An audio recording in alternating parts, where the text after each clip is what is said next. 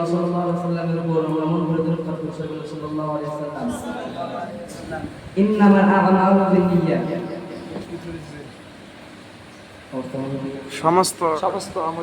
সমস্ত আমল নিয়তের উপর নির্ভর করে। তো ভাই আমরা যেটাই আর কি আমল করি না কেন, তো আমাদের নিয়তকে সহি রাখতে হবে, আল্লাহর ভয় করতে হবে। চাই আমরা নামাজ পড়ি, চাই আমরা রোজা করি, চাই আমরা হজ করি, চাই আমরা যাকাত দেই, যেটাই করি না কেন নিয়তকে সহি রেখে করতে হবে। করতে হবে না নাই? তো আমরা নামাজ পড়ি ভিতরে ভাই হজের কোন বলে দাঁড়াবে কোন কবি, তারপরে আমরা আমল, এটা হবে না। এটা নামাজ পড়ার কোনো লাভ নেই। নামাজ পড়া তো আল্লাহর ভয়।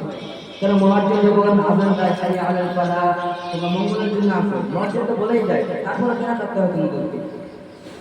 তো যেটাই করি না কোনো আল্লাহর ভয় করবে, নামাজ পড়বো আল্লাহর ভয়ে। তো ভাই এখন আমরা তওবা করে নেই যে যত নামাজ কাজা বছর ছেড়ে দিয়েছি সব তওবা করে আল্লাহর কাছে ক্ষমা চেয়ে নেই যে আজ থেকে আমরা নামাজ পড়বো, যেটা একটি নেকি কাম করবো, নিয়মকে সহি রাখবো, আল্লাহকে ভয় করে করবো। তো ভাই আজকে প্রথম আমি একটি বয়ান করতেছি, যদি কোনো ভুল ত্রুটি মাফ করে দেবেন। আমার বক্তব্য এখানে শেষ। আমার